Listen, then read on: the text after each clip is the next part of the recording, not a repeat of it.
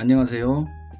저는 인제대학교 디지털 항로와 헬스케어 학과의 겸임 교수를 하고 있는 박주영이라고 합니다. 여러분들과 신사업 기획에 대해서 계속 공부하고 있는데요. 신사업 기획은 크게 두 가지 단계로 나뉜다고 계속 설명하고 있습니다. 첫 번째 단계는 신사업의 후보를 발굴하는 과정이 있고요. 그 다음 발굴된 후보를 신사업의 선정을 위한 최종적으로 선정을 하고 전략을 수립하는 두 가지 큰 단계로 나뉩니다. 지금까지는 첫 번째 단계를 설명했다면 이제 본 시간부터는 신사업을 선정한 뒤에 그 선정에 대한 과정과 그 속에서 필요한 전략을 수립하는 그 과정을 설명하겠습니다. 신사업 선정과 전략 수립의 과정에서도 몇 가지 또 필요한 항목들이 있죠. 첫 번째는 사업 아이템 발굴의 핵심 기술, 두 번째는 사업 아이템 발굴의 응용 기술, 세 번째는 신사업 선정을 위한 타당성을 분석하는 과정, 마지막으로 신사업 추진을 위한 준비를 하는 과정으로 이렇게 나눌 수 있습니다.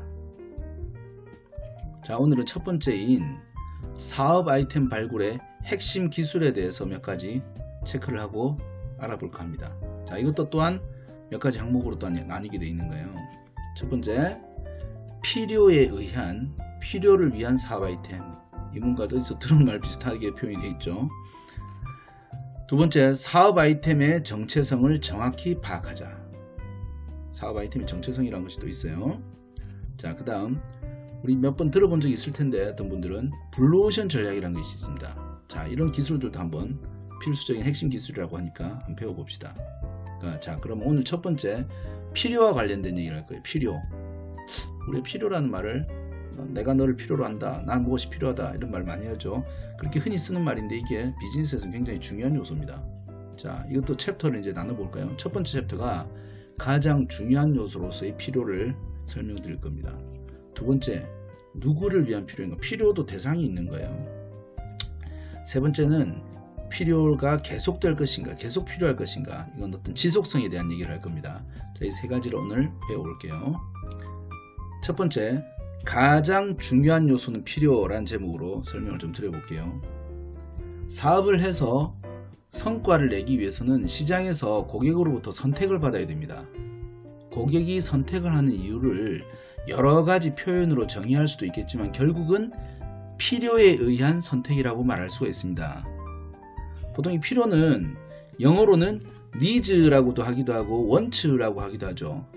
이 니즈와 원츠를 정확하게 비즈니스적인 거나 상품을 기획하는 차원에서 말씀을 드리면 어떻게 나눌 수 있냐면, 니즈는 우리가 흔히들 필수품, 생필품에 해당하는 겁니다. 없으면 안 되는 거. 근데 원트에 관련된 건 뭐냐면 인간의 욕구가 포함되어 있는 거죠. 게임, 맛있는 쿠키, 아이스크림 없어도 죽진 않죠. 하지만 이 두 가지 모두가 사실은 욕구에 의한 필요지만 이것도 사실은 이제 현대에 와서는 인간이 즐기고 살지 않으면 인간이 인간답게 살 수 없다는 개념이 있기 때문에 비즈니스적으로는 이 두 가지가 모두 다 필요라는 말로 통합될 수 있습니다. 아무튼 사업의 내용을 정리한 기획서나 투자 유치를 위해서 정리한 투자 제안서들 대부분에서 보면 사용하는 논리적인 구조가 어떻게 되어 있냐면, 어떠한 문제점이 발생하게 되고 그것을 해결하는 솔루션으로 우리의 사업 아이템이 어떤 역할을 한다라는 식이 많습니다. 그 역할, 해결을 하는 그 역할을 바로 필요라는 단어로 함축할 수가 있게 되는 거죠. 많은 회사들이나 사업을 준비하는 팀에서 자신들의 사업 아이템을 소개하고 협력이나 투자를 요청하는 자리에 가보면 자신들이 얼마나 필요한 것을 연구해서 왔는지를 자랑하고 질문하고 의심하고 설득하는 마치 격투장 같습니다.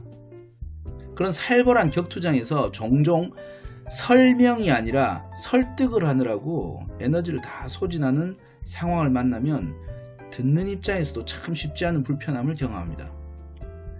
반대로 드물게도 그런 경우가 있습니다. 무릎을 탁 치게 만드는 그런 정말 놀라움을 선사하는 그런 설명이나 아이템을 만나는 경험을 할 때도 있습니다. 그때가 바로 시장을 제대로 읽고 진짜 기회일 수도 있는 아이템을 발굴한 경우일 수도 있습니다. 근데 이런 판단의 객관성은 누가 보장할 수 있을까요? 그것은 정말로 아무도 담보할 수 없는 것입니다. 그래서 새로운 사업 아이템을 발굴할 때 필요의 정도를 고민하는 담당자는 무수히 반복해서 스스로에게 그리고 동료들과 주변 사람들에게 질문하고 테스트도 하고 그렇게 해야 되는 겁니다. 사업 아이템에 관련해서 필요의 개념은 한 가지겠습니까? 당장 생각나는 몇 가지를 정리해보면 누군가에게는 불편했던 어떤 부분이 있을 때 그 불편함을 해결해 줄 수 있는 서비스의 필요 또는 상품의 필요가 있을 수 있고요. 원래는 존재하지도 않았던 것인데 우연히 제공받아서 써보니까 계속 써보고 싶을 정도의 필요가 있을 수도 있습니다. 그리고 이미 원래는 있는 서비스였는데 혼자서 쓸 때는 별로 매력을 못 느끼다가 많은 사람들이 함께 사용하다 보니 새로운 필요로 리포지셔닝 되는 경우도 있을 수 있습니다. 이런 경우가 대부분 다 어떤 거냐면 온라인 서비스들이 그런 게 많아요. 혼자서는 아무것도 안 돼요. 예를 들면 MMORPG라고 한 장르, 여럿이 같이 게임을 해야 되는데 혼자서 하면 재미한 개도 없죠. 그리고 우리가 사용하는 카카오톡 같은 메신저도 혼자서는 아무것도 아닙니다. 근데 많은 사람들과 사용해 보니까 이게 엄청난 필수품이 되어가는 거죠. 이 외에도 더 많은 필요의 형태가 사업의 영역에서는 계속 창출될 겁니다.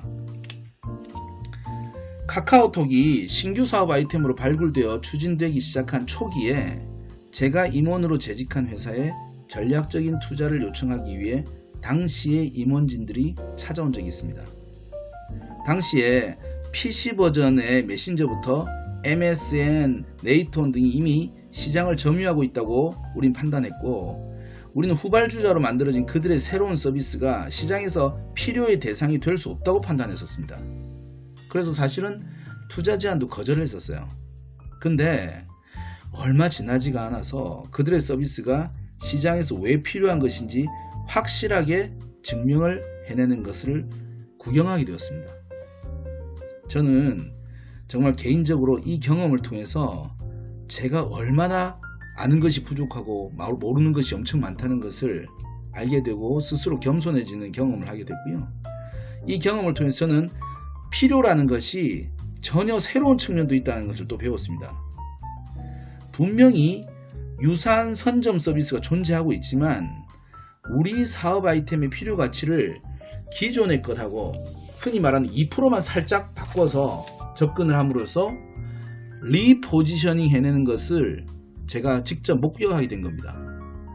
사업에서의 필요라는 단어를 국어 사전의 의미로만 해석하면 절대로 안 된다는 것을 비즈니스판에서는 정말 우리는 경험하고 배워가고 있고요.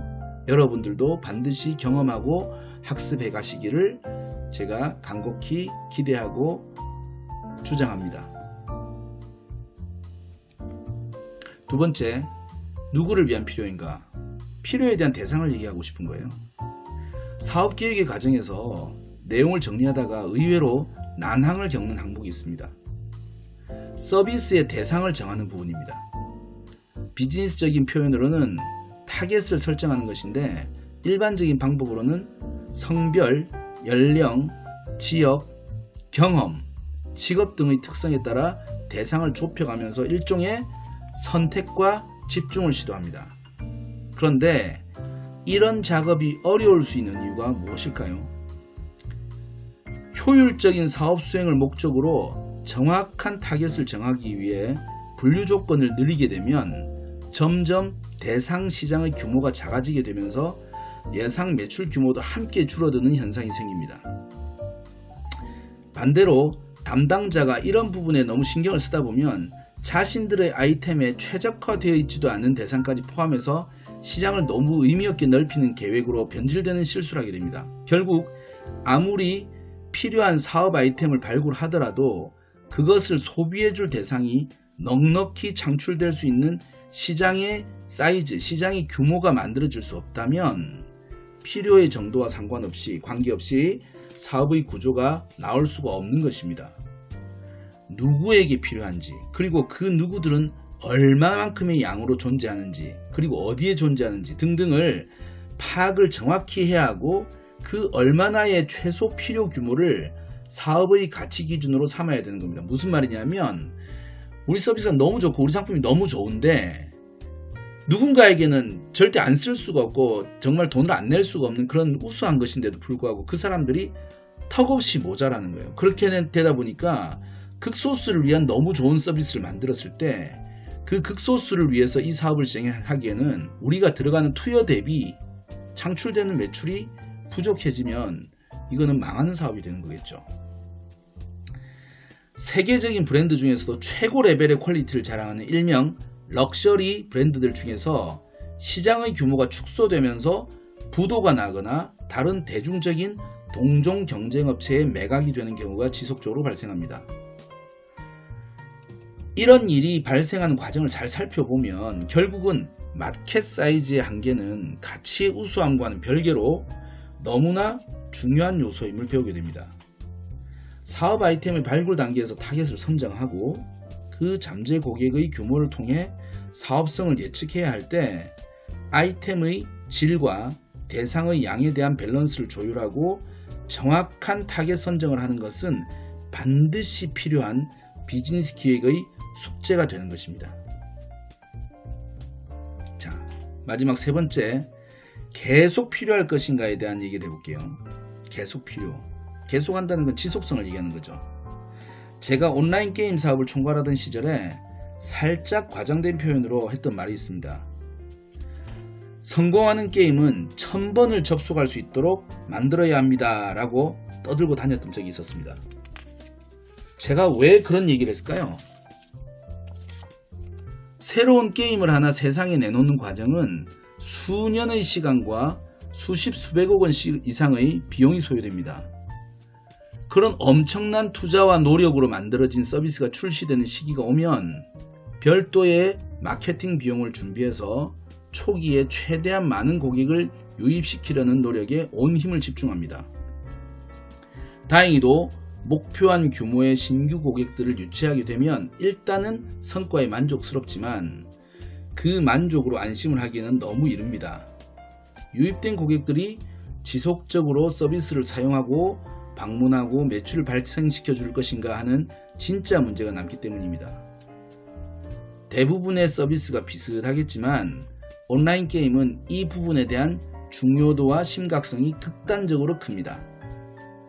게임을 하나 출시하고 서비스를 세팅하는 데 들어가는 인프라 비용은 고객의 규모에 비례하게 되는데 초기의 고객들이 머릿수만 채우고 그냥 떠나게 되면 비용만 더 증가하는 최악의 상황을 만나게 되기 때문에 그들을 우리 서비스에 잡아두려는 노력으로 진짜 비즈니스는 그때부터 시작되는 것입니다. 동네에 작은 커피숍이나 치킨집을 하나 차려도 최소 억대의 투자가 필요하다고 하더라고요. 처음 개업을 하면 속칭 오픈빨이라고 하는 어드밴티지로 몰려드는 손님을 소화하느라 정신이 없지만 불과 얼마 지나지 않아서 잠잠해지고 불과 6개월도 못 버티고 가게에 새로운 인테리어 공사를 하게 되는 모습을 우린 종종 봅니다. 사실 제가 지금 거주하고 있는 지역도 그런 일이 너무 많이 일어나는 거예요. 근데 그걸 보게 되면 저까지 속이 사실 많이 상합니다. 이런 상황의 원인은 사업의 지속성에 대한 명확한 판단과 평가의 부족 때문입니다. 비즈니스의 아이템은 필요성이 명확해야 하고 소비의 대상도 명확하고 충분해야 하지만 그 모든 것이 충분한 기간 이상의 지속성을 유지할 수 있어야만 반드시 가치가 생기는 겁니다. 물론 영원할 수는 없겠지만 말입니다.